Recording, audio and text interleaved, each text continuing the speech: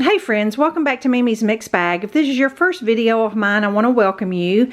Today I'm bringing you a little spring decor, and I'm actually going to create a faux black cast iron kettle, and it's going to be basically a planter, and you could use it all year long. Just change the flowers in it.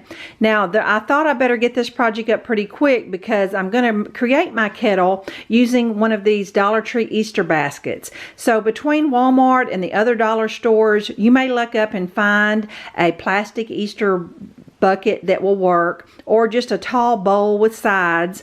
A few weeks ago I was in somewhere and I saw a real cast iron kettle filled with spring flowers, and I noticed that it was almost like a bowl shape. And when I saw this plastic bucket at Dollar Tree, I thought that just reminded me of the kettle. You're gonna have to make some modifications to this Easter bucket. The main one is to cut the bottom out of the bowl. There's a variety of ways you could do this. Some of you may have a hot knife. That is pretty easy. I'm gonna probably just use a box cutter, or if you can get yourself a hole and use a skill saw or something like that. But there's all kinds of ways you can get the bottom cut out.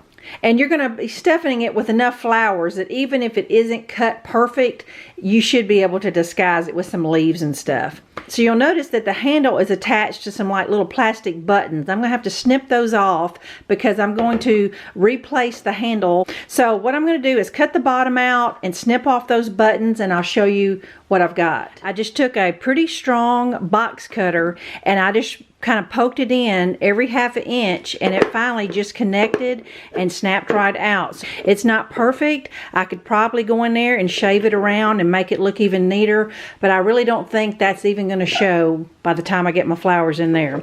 Now let me show you where I took my handle off. This is what you're left with, that little protruding button there.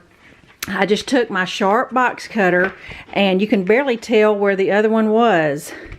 I just shaved it off with the box cutter pretty smooth. I think you might can see it right there.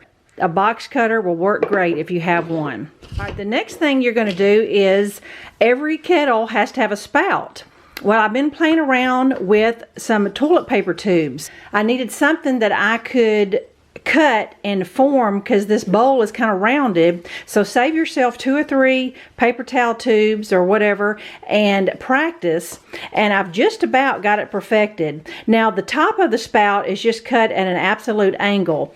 The bottom part that's going to connect to the bucket is got a little curve to it. You may just have to play around and cut a little as you go, but I just took the toilet paper tube and just did a few practice tubes and got it to where I think it's pretty flush, and I'm going to just put a little bit of hot glue around and attach it to the side of my bowl, kind of high because I want it to look authentic. My spout glued on there. It went pretty well. It is pretty firm. I don't think it's going anywhere. And then I also squirted just a little glue and kind of smoothed it out with my fingers really quick before it got super hot. So I was able to get it pretty smooth, smoother than I was thinking I might be able to. Now the next step is a real coin toss for me because I can't decide where I want my handle.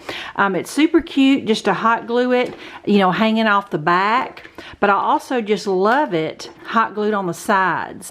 I'm just not sure, but I just really love both. I think putting it back here, it puts a little less pressure on the handle. Here I'm having to kind of force it to the sides. I'm afraid that the hot glue could snap off the plastic. So I think just to put less stress on the handle, I'm going to hot glue it hanging off the back like that.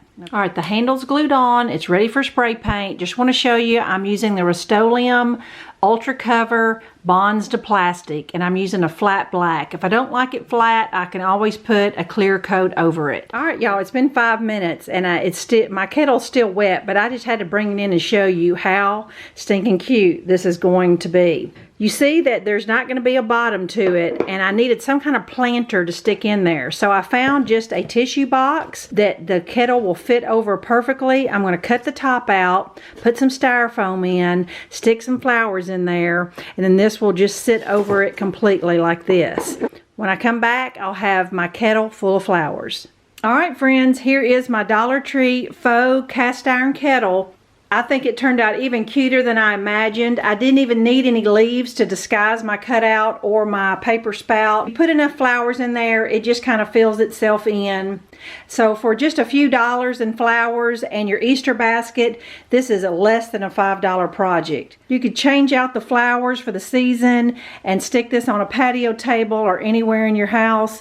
So I hope you love this project as much as I do and you're able to find the same basket I did. Thanks so much for watching, and I'll be back in a few days. Bye-bye.